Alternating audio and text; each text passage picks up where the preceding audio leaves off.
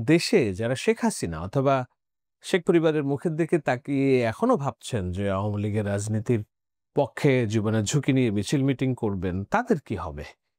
এইটি অনেকখানি কাটা ঘায়ে নুনের ছিটার মতো কিনা?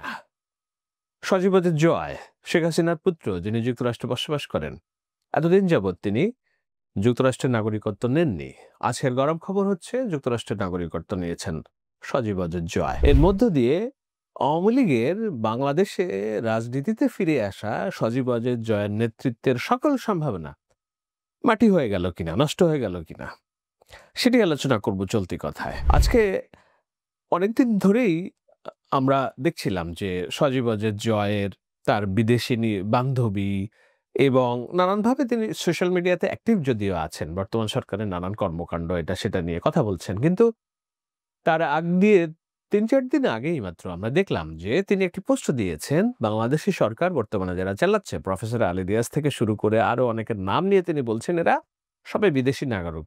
বাংলাদেশ যারা চালাচ্ছে তারা একটা বিদেশি নাগরিকদের মাধ্যমে চলছে। আজকে সংবাদ হলো যে তিনি যুক্তরাষ্ট্রের নাগরিকত্ব নিয়েছেন, শপথ নিয়েছেন এবং পাসপোর্টের জন্য আবেদন করছেন।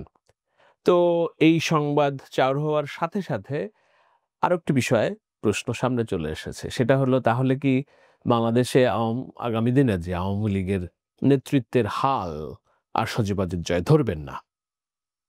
সজীব ওয়াজেদ জয় যদি আওয়ামী লীগের নেতৃত্বের হাল না ধরেন, বিএনপিতে যেমন জিয়াউর রহমানের পুত্র তারেক রহমান, তিনি কোন দেশের নাগরিকত্ব নেননি। তিনি ব্রিটেনে আছেন, অ্যাসাইলামে আছেন এবং সেখানে বাংলাদেশী পাসপোর্টও তিনি রিনিউ করেন নাই। কেননা বাংলাদেশ সরকার তার প্রতি হস্টাইল ছিল, শত্রু মনোভাবাপন্ন ছিল। এখন তার পাসপোর্ট হয়ে গেছে, হয়তো দেশে যাবেন সামনে। কবে যাবেন আমরা জানি না। কিন্তু বাংলাদেশের যিনি প্রধানমন্ত্রী কিংবা রাষ্ট্র পরিচালনা করবেন, নিয়ম অনুযায়ী তো তিনি অন্য দেশের নাগরিকত্ব নিতে পারেন না। তো একটা দেশের রাষ্ট্রপ্রধান কিংবা অন্য কিছু হওয়ার না স্বপ্ন থাকলে আপনি আমেরিকার মতো বিলাসী জীবনযাপন ছেড়ে আপনি দেশে কেন যাবেন? সেই বিলাসী জীবনযাপন, পশ্চিমা আরাম-আয়েশে অভ্যস্ত সজীব ওয়াজেদ জয় বাংলাদেশে যাবে, আওয়ামী লীগের হাল ধরবে, এই স্বপ্ন তো ছিল অনেকের মধ্যে, আওয়ামী লীগ নেতা কর্মীদের মধ্যে। কিন্তু সেই স্বপ্নে একেবারেই যেন ঘুরে বালি দিয়ে এই সংবাদটা চাউর হয়েছে। আমি জানি না ২ দিন পরে সজীব ওয়াজেদ জয় বলবেন কিনা যে, "না, এটি মিথ্যা সংবাদ।" মিথ্যা সংবাদ হওয়ার কোনো কারণ নেই। কেননা আপনারা ছবি দেখছেন সোশ্যাল মিডিয়াতে যে তিনি নাগরিকত্বের জন্য যেই পরীক্ষা দিতে হয়, সেই জায়গায় দাঁড়িয়ে শপথ নিচ্ছেন এবং বাংলাদেশ প্রতিদিন একদম সংবাদই করেছে। এটি শুধু বাংলাদেশ প্রতিদিনের সংবাদ না। আমি ব্যক্তিগতভাবে ইন্টেলিজেন্সের দুটি তরফ থেকে নিশ্চিত হয়েছি যে তিনি এই নাগরিকত্ব নিয়েছেন। তারপরেও তিনি শেষমেশ বলেন কিনা যে, "না, এটা সত্য না।" কিন্তু মূল কথা যেটা, সেটা হলো যে সজীব ওয়াজেদ জয় ভাবছেন যে বাংলাদেশে আওয়ামী লীগের রাজনীতির আর কোনো ভবিষ্যৎ নেই। নেই বলেই তিনি যুক্তরাষ্ট্রের নাগরিকত্ব নিয়েছেন। শেখ হাসিনা যেদিন পালিয়ে যায় ৫ই আগস্ট, ৫ আগস্টের পর ৬ই আগস্ট তিনি ডয়েচে ভেলের সাথে সাক্ষাৎকারে এই কথাটাই বলেছিলেন। সাংবাদিক প্রশ্ন করেছিল যে, "আপনারা আওয়ামী লীগের কে হাল ধরবে?" তখন তিনি বলেছিলেন যে, বাংলাদেশে আওয়ামী লীগ নিয়ে এখন আর আমরা ভাবছি না। কেননা এই দলটা করার জন্য আমার পরিবার এত বেশি ক্ষতবিক্ষত হয়েছে, কয়েকবার হত্যাকাণ্ডের সম্মুখীন হয়েছে। এরপরে যখন বাংলাদেশের আওয়ামী লীগের নেতাকর্মীরা দেখল যে তারা তো এতিম হয়ে গেছে, তাদের আর কেউ অন করছে না, সেই ক্ষোভে যখন দানা বাঁধল তখন আবার তারা সজীব ওয়াজেদ জয় বলল যে, "না, আমরা আছি। বাংলাদেশের মানুষ যদি প্রতিরোধ করতে পারে, নেতাকর্মীদের পাশে আমরা সারা জীবন ছিলাম, আছি।"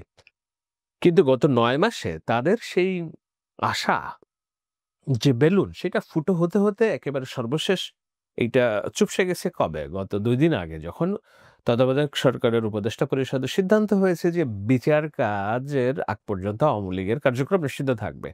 আর বিচার যখন হবে দল হিসেবে আওয়ামী লীগের, তখন তো নিষিদ্ধ হবেই। সুতরাং এখন থেকেই নিষিদ্ধ ঘোষিত একটি দল বিচারের মাধ্যমে নিষিদ্ধ ঘোষিত হবে। তাদের যেই দল পরিচালনা, যেসব নেতৃবৃন্দ শেখ হাসিনা এবং অন্যান্যরা, তাদের সর্বোচ্চ চূড়ান্ত সাজা হবে জাতিসংঘের তদন্ত রিপোর্ট এবং অন্যান্যর প্রেক্ষিতে। তো তাহলে আওয়ামী লীগের হালটা ধরবে কে আর? মানুষ ভাবতেছিল যে রিফাইন্ড আওয়ামী লীগ কিংবা আওয়ামী লীগ মতাদর্শকে এগিয়ে নিয়ে যাওয়ার জন্য হয়তো কেউ এগিয়ে আসবেন। কিন্তু আওয়ামী লীগ নামে তো আর কেউ রাজনীতি করতে পারবে না। কেউ এগিয়ে আসলে সেটা ভিন্ন দলেই একটা নাম হবে। যেমন বাংলাদেশ বটতলা লীগ অথবা মুজিবের আম কালো অ ফতুয়া লীগ। কিন্তু বাংলাদেশ আওয়ামী লীগ নামে তো আপাতত কেউ রাজনীতি করতে পারছে না। তো বাংলাদেশ মুজিবের ফতুয়া লীগ যদি হয়, সেটা তো আর আওয়ামী লীগ না। আওয়ামী লীগ মতাদর্শের লোকজনেরই চালাবে হয়তো সেটা।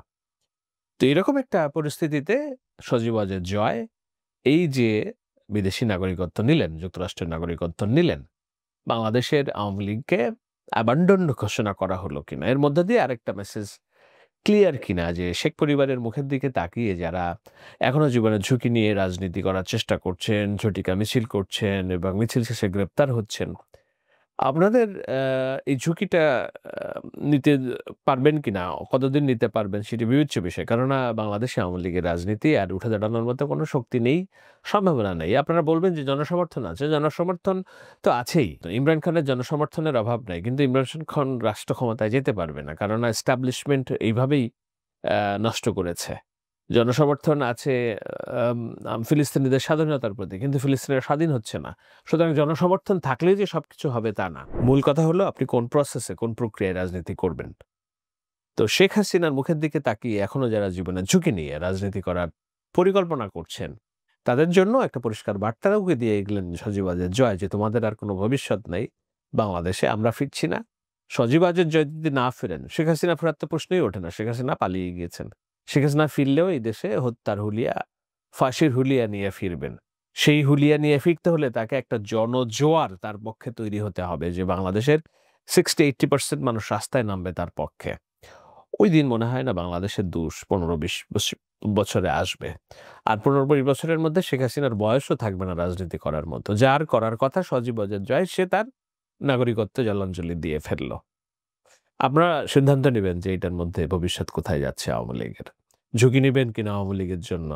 নাকি বর্তমান রাজনৈতিক প্রেক্ষাপটে মিলেমিশে অন্যভাবে কিভাবে আপনাদের কাজকর্ম চালিয়ে নেবেন সেটার সিদ্ধান্ত নিবেন।